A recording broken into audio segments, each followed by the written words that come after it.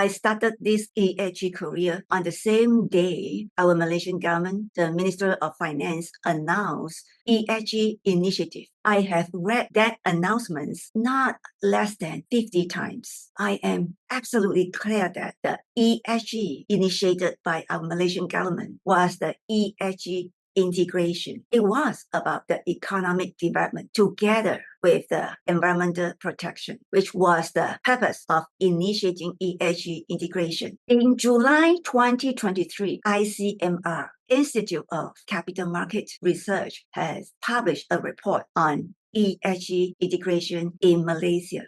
I have read that report from the first page to the last page. It has been absolutely clear that the ESG initiated by our government, our Minister of Finance, has been the ESG integration. It was clearly stated that the empirical evidence that show companies that engage in ESG integrations has reduced costs, increased employee productivity, reduced risk, and increased business opportunities. These 4 points were what they focused on when they initiated this ESG integration. The report published by ICMR was clearly about ESG integration. However, this has not been clearly interpreted to the companies. I would say that besides the financial sector, most of the companies do not understand ESG integration correctly. Somehow, they talk about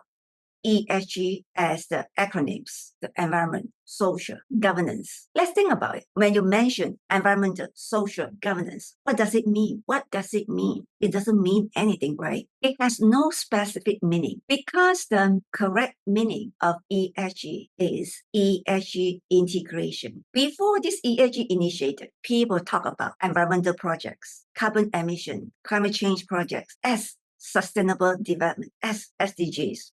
All of a sudden, just because ESG was initiated, instantly people talk about sustainable development as ESG. I have spent enough time to finally understand that these confusions, these misinterpretations created by a few scenarios. Scenario number 1, education. It is amazing that people don't think they need ESG education in order to understand ESG, in order to be an ESG professional, in order to be an ESG specialist. People think with the background of sustainable development, sustainability, with the experience in doing SDG, carbon emissions projects should be enough to make them a professional, a specialist in ESG. You will be amazed. These people are the trainers, the facilitators, the educators, the high achievers, the high-ranking people in the company, even associations, institutions, academy. They claim to be an ESG specialist and ESG professionals doing all the ESG related